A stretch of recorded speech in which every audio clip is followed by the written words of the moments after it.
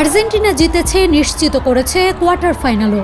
কিন্তু জয়ের উচ্ছ্বাসকে ছাপিয়ে বিশ্বকাপের আলোচনার কেন্দ্রবিন্দু হয়ে উঠেছে আটলান্টা স্টেডিয়ামের একের পর এক বিতর্কিত রেফারিং সিদ্ধান্ত। মাঠের বাইরের সেই গল্পই তুলে ধরছেন প্রখ্যাত সাংবাদিক ও মানবজমিনের প্রধান সম্পাদক মতিউর রহমান চৌধুরী।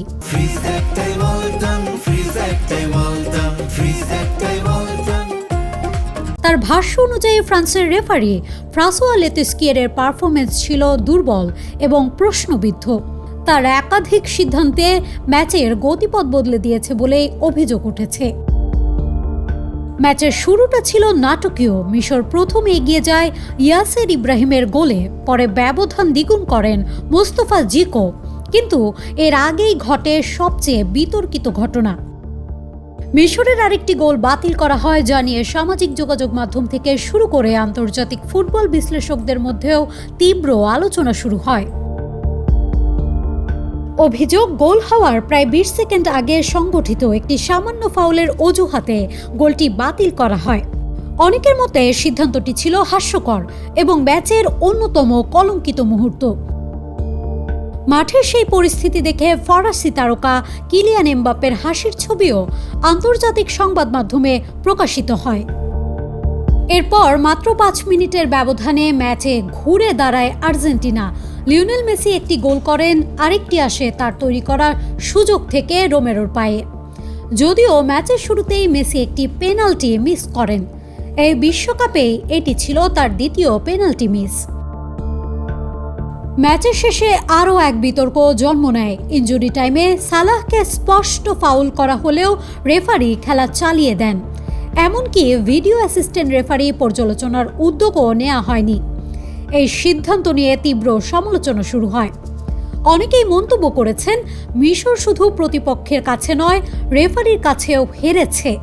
সামাজিক যোগাযোগ মাধ্যমে কেউ কেউ কটাক্ষ করে লিখছেন, এটা আর্জেন্টিনা নয়, ভার্জেন্টিনা। মিশরের গোলরক্ষক মোস্তফা শোবের পুরো ম্যাচ জুড়ে ছিলেন দুর্ভেদ্য প্রাচীরের মতো, কিন্তু শেষ পর্যন্ত সেই প্রাচীরও ভেঙে পড়ে। সমালোচকদের মতে শুধু ফুটবলীয় লড়াই নয়, ম্যাচের বাইরের নানা সিদ্ধান্ত ফল নির্ধারণে বড় ভূমিকা রেখেছে। এই প্রসঙ্গে আরেকটি প্রশ্ন উঠেছে, বিশ্বকাপে রোনালদো নেই, ব্রাজিলও বিদায় নিয়েছে। যদি আর্জেন্টিনাও ছিটকে যেত, তাহলে টুর্নামেন্টের বৈশ্বিক উন্মাদনায় কি প্রভাব পড়ত?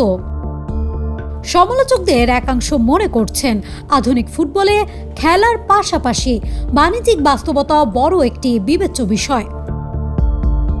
তবে এই ম্যাচে হারলেও মিশরের অর্জন কম নয়। 4 বার বিশ্বকাপে অংশ নেয়ার পর একবারই প্রথম তারা নকআউট পর্বে খেলেছে।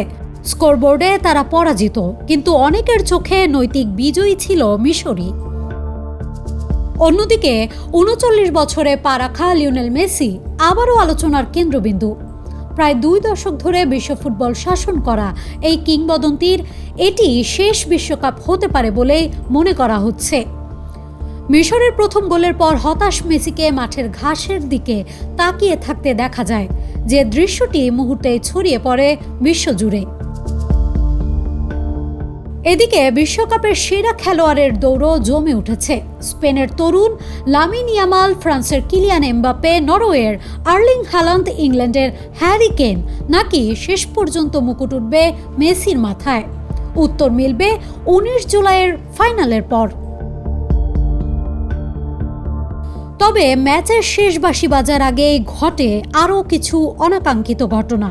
একের পর এক হলুদ ও লাল কার্ড, উত্তেজনা, তর্ক বিতর্ক এবং রেফারির বিতর্কিত সিদ্ধান্ত ম্যাচের সৌন্দর্যে দাগ লাগিয়েছে।